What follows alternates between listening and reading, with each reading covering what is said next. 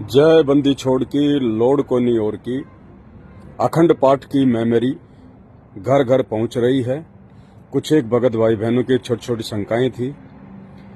राजस्थान के गंगानगर से एक बहन की शंका है कि अखंड पाठ की जो मेमोरी है, जिसके माध्यम से हमने घर में अखंड पाठ की वाणियां अखंड चलानी है, क्या हमने ज्योति भी अखंड ही जलानी पड़ेगी?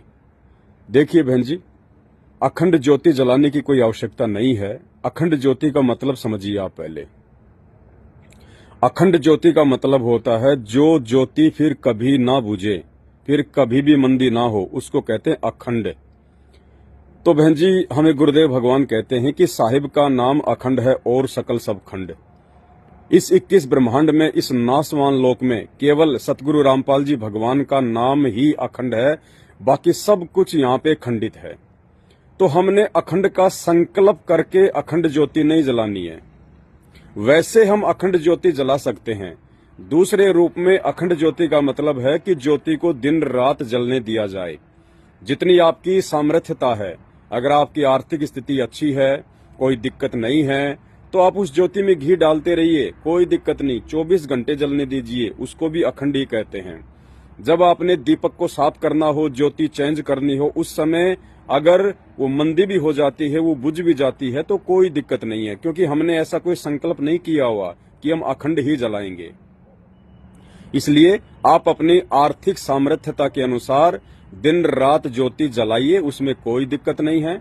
जो भगत भाई बहन आर्थिक रूप से थोड़ा कमजोर हैं और वो 24 घंटे ज्योत नहीं जला सकते और उनके घर में अखंड वाणियां चल रही हैं, तो भी कोई दिक्कत नहीं है। जैसी आपकी आर्थिक स्थिति है, जैसी आपकी श्रद्धा है, उस हिसाब से आप अपना काम कीजिए। इसमें कोई बाध्यता नहीं है ऐसी। लेकिन जो भाई बहन समर्थ हैं, जिनकी आर्थिक स्थिति अच्छी है, वो तो कम से कम 24 घंटे दिन रात परमात्मा की ज्योत में घी डालें। लेकिन ये संकल्प नहीं करना कि हमने तो बुझने ही नहीं देनी है, ऐसा नहीं है। दूसरी बात, जैसे ही आपके घर पे परमात्मा की पाठ प्रकाश की 50 घंटे की अखंड वाणियां पहुंच जाएं, आपने अपने घर पर अखंड वाणियां किसी स्पीकर में चलाने से पहले आपने सबसे पहले गुरुदेव भगवान को दंडवत प्रणाम करना है।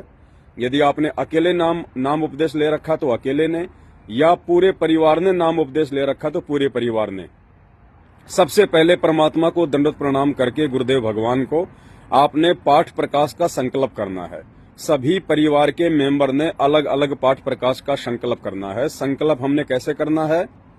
परमेश्वर जी को दंडवत करने के लिए हम घुटने के बल बैठें और मालिक से अरदास करें कि हे परमपिता परमात्मा, सारी सृष्टि के रचनहार सतगुरु रामपाल जी परमेश्वर, दास या दासी आप जी के चरण कमल में पाठ प्रकाश का संकल्प करता है। हे परमेश्वर, इस दास के पाठ प्रकाश को स्वीकार कीजिए। हे गुरुदेव, जब आप आश्रम में आ जाएंगे, उस समय जो भी पाठ प्रकाश का पैसा देना होगा हम आपके हाथों में देंगे, हम आपके कर कमलों में देंगे, जो भी राशि आप कहेंगे। और परमेश्वर, आप जी हमारे पाठ प्रकाश को स्वीकार करें। उसके बाद अगर आपके घर पे चंवर है तो बहुत अच्छी बात है। उसके बाद संकल्प करने के बाद आप परमात्मा जी को चंवर करते हुए पाठ प्रकाश की वाणियों को शुरू करें। ये एक श्रद्धा है, ये एक भाव है, ये एक सम्मान देना होता है। जिनके घर पे चंवर नहीं है तो कोई बड़ी बात नहीं है, आप जी केवल दंडवत प्रणाम करके परमात्मा को पाठ प्रकाश का संकल्प करके पाठ प्रकाश की वाणियां अपने घर में जो है वो चला सकते हैं। वाणियां जहां तक हो सके कोशिश करें दिन रात चलने दें। जब आपको आरती करनी हो, मंत्र करने हो, जब आपको सत्संग सुनना हो, तो आप जी पाठ प्रकाश की वाणियों का वॉल्यूम, उनकी आवाज धीरे कर दें। बंद करने की भी जरूरत नहीं है, आप जी धीरे कर दें, जिससे कि सत्संग सुनते समय, आरती करते समय और मंत्र करते समय आपको किसी प्रकार का कोई डिस्टर्ब ना हो। यदि आप अपने घर से बाहर जा रहे हैं तो कोई दिक्कत नहीं है, उस स्पीकर को आप जी लाइट में लगाकर चले जाएं। अखंड वाणियां दिन रात अपने घर पर चलने दें, कोई दिक्कत नहीं है। रात्रि को सोते समय आप जी आवाज को धीरे कर दें, जिससे कि आपको डिस्टर्ब ना हो। विशेष परिस्थितियों में यदि आपको बंद भी करना पड़ रहा है, यदि वैसे वो बंद हो जाता है, उसकी बैटरी डिस्चार्ज हो जाती है, लाइट समय पर नहीं आती है, तो उसमें कोई दोष नहीं है, कोई दिक्कत नहीं है। दोबारा से फिर चालू कर दो परमात्मा का। बार बार चालू करने के लिए पाठ प्रकाश का संकल्प करने की जरूरत नहीं है। संकल्प आपने एक बार ही करना है। बाकी परमात्मा की वाणियां चलने दो। ऐसी कोई बाध्यता नहीं है। कहने का मतलब है जितनी देर वाणियां आपके घर में चलेंगी उतना ही आपको ही फायदा है। आपके जो घर का माहौल है परमात्मा भक्तिमय बना देगा।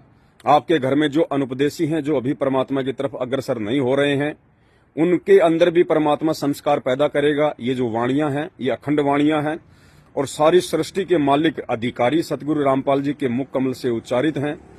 परमेश्वर कहते हैं ये वाणियां तो पेड़ पौधों से लेकर पशु पक्षियों पर भी असर करेंगी, जबकि वो तो मानव शरीरधारी इंसान हैं जो अभी आपके घर के मेंबर है, जिन्होंने नाम दीक्षा नहीं ली है।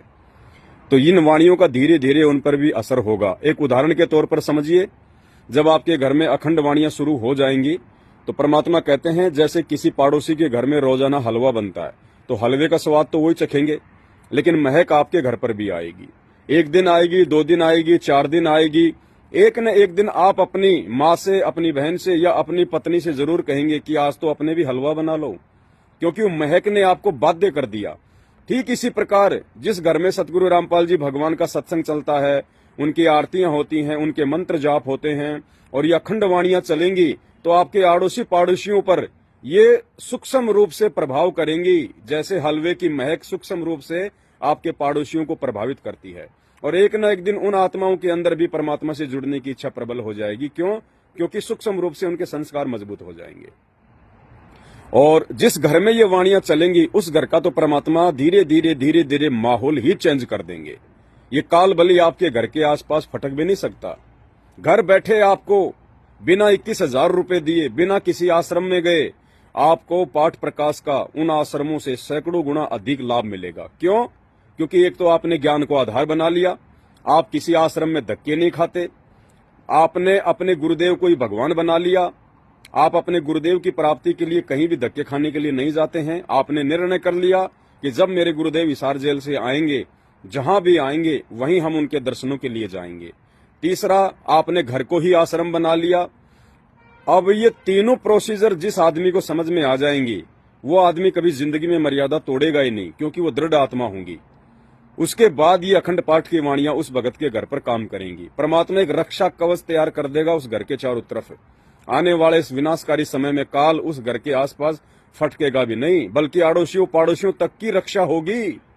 इतना प्रभाव इन अखंड वाणियों का है, जिन अखंड वाणियों के लिए हम सतलोक आश्रम मैनेजमेंट वालों के पास जाकर, उन मर्यादा विहीन लोगों के पास में जाकर, कबड्डी के मैच खेलने वालों के पास जाकर, बैडमिंटन के बड़े बड़े स्टेडियम बनाने वालों के पास जाकर, भक्तों को बीजेपी और कभी कांग्रेस को वोट डलवाकर उनकी मर्यादा तुड़वाने वाले मर्यादा विहीन लोगों के पास जाकर 21,000 रुपए दान का देकर फिर उस दान का दुरुपयोग हो, ऐसे लोगों के पास जाकर हम ये पाठ प्रकाश करवा रहे थे।